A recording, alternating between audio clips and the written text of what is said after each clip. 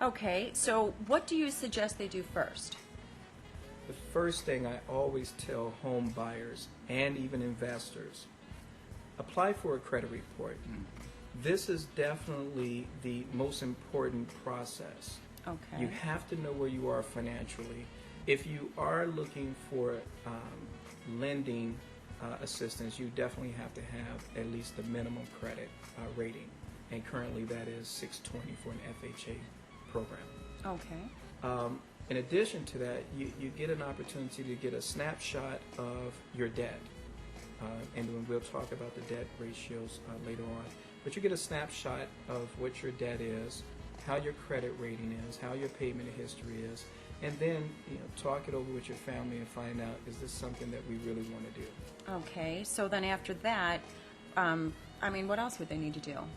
After completing that credit report, I suggest that they gather all their financials. Being an accountant, I'm always reading financial statements for businesses, and I should say on a side note, currently I'm studying to be a certified financial planner. Shameless marketing. But I would definitely say that sit down with you and your families, those who are going to make decisions, gather all your financials, find out where you are, make sure you have an emergency fund as well. That's not this topic, but make sure you have an emergency fund. After you subtract your emergency fund, use that amount of money and determine whether or not you can buy a home or should you still rent. Okay, so once they figure out how much they can afford, then how would they go about finding a home or the right loan officer? Let's start off with the loan officer. I suggest that you really interview your loan officer. A lot of times you hear loan officers say, oh, I've been in the business for 5 or 10 years. Yeah, they've been existing in the business for 5 to 10 years, but have they been active? This is very important. That's not a disrespect to those who are practicing part-time, but for a first-time buyer, I really believe that they should have a seasoned loan officer. So how you interview your loan officer, ask the loan officer what programs is he or she proficient in, Okay. Not familiar with. They have to be proficient in, especially for the FHA programs. Okay. In addition to that, I think that the loan officer should have a great relationship with a local realtor and or appraiser within the market that you're searching for. Okay, so would you suggest that if a loan officer gives a reference for a real estate agent that they should go with it? Yes and no. You should definitely interview that realtor as well and find out, is the realtor knowledgeable about the area? Again, it's not to say that a newer realtor couldn't assist you, or I should say licensed agent. All real estate agents are not realtors. It's not to say that that new realtor doesn't have the same compassion, but make sure that the agent has excellent broker assistance, and yeah, you can move forward with the referral. Absolutely. Okay, great. So now we know how much money we can afford for the house. We found a loan officer, and now we have a real estate agent. Where do we go from there?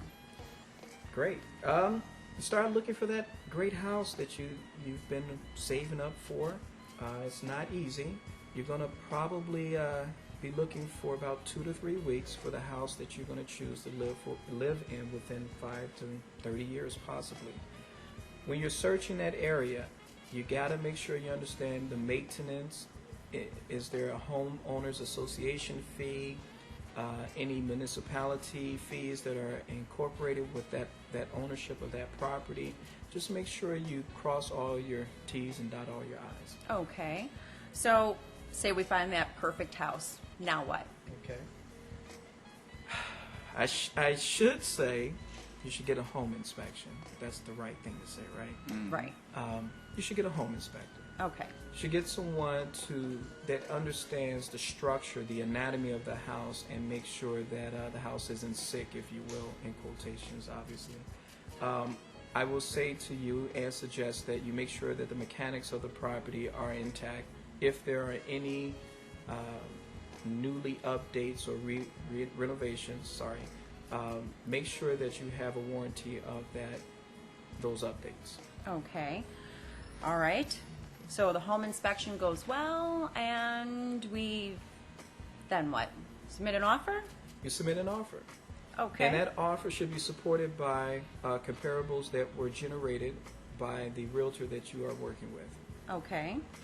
So offer gets submitted, and we get the house? Well, not yet. The offer has to be accepted. If it's a well sought out neighborhood, you probably have to do several counter offers, and it depends on the experience of the realtor as well. Make sure that your earnest money is arguably substantial, simply because if you have several other people looking at that property, they're going to give their highest and best offers. So make sure you have enough money, earnest money as we call it, to show interest in the property. Okay. And then we sit and wait patiently for that phone call, hoping we get the house? Absolutely. Okay. Usually within the contract, we call it time is of the essence. You don't want to wait too long. You give a nice amount of time so that the homeowner can make a good decision, and the homeowner's attorney and your attorney can negotiate back and forth. Okay, so say they accept the offer. How long does it take to get a closing date? This depends on your loan officer's experience, how tight, if you will, the appraisal is, and the persistence of your realtor. Okay. And that time frame can possibly be between 20 to 45 days. Okay. And then, so we go to the closing, everything goes well, and what? We get to move in? That would be correct. You get a copy of your keys. But I have a horror story to share. Do not grab those keys yet. Okay. Sometimes we are very anxious about getting things done, but make sure that you do a last-minute walkthrough 24 hours prior to getting those keys, because once you sign those documents and you take the keys, you are now the owner of that property, and God forbid the property is no longer there after closing. How would the property not be there? Someone forgot to do their due diligence, whether it's the attorney, the realtor, and or the appraiser. So make sure that the property is still standing there, or it hasn't been vandalized. Oh, okay. Okay, so let's say everything went perfectly, the property is still there, everybody signs the documents, then we get the keys? Congratulations. Excellent.